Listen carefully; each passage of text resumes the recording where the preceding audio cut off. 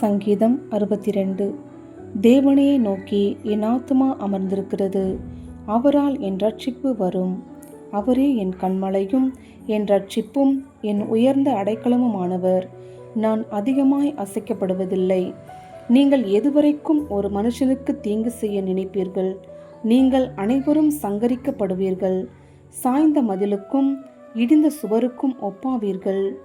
அவனுடைய மேன்மையிலிருந்து அவனை தள்ளும்படிக்கு அவர்கள் ஆலோசனை பண்ணி அபத்தம் பேச விரும்புகிறார்கள். தங்கள் வாயினால் ஆசீர்வதித்து தங்கள் உள்ளத்தில் சபிக்கிறார்கள். என் ஆத்துமாவே, தேவனையே நோக்கி அமர்ந்திரு. நான் நம்புகிறது அவராலே வரும். அவரே என் கன்மலையும் என் இரட்சிப்பும் என் உயர்ந்த அடைக்கலமுமானவர். நான் அசைக்கப்படுவதில்லை. என் இரட்சிப்பும் என் மகிமையும் தேவனிடத்தில் இருக்கிறது.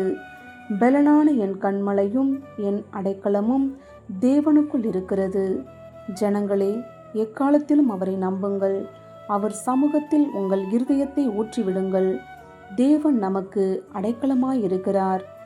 கீழ் மக்கள் மாயையும் மேன் மக்கள் பொய்யும் ஆமே. தராசிலே வைக்கப்பட்டால் அவர்கள் எல்லாரும் மாயையிலும் லேசானவர்கள்.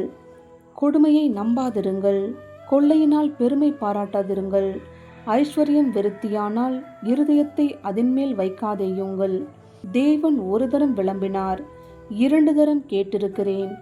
வல்லமை தேவனுடையது என்பதே, கிருபையும் உம்முடையது.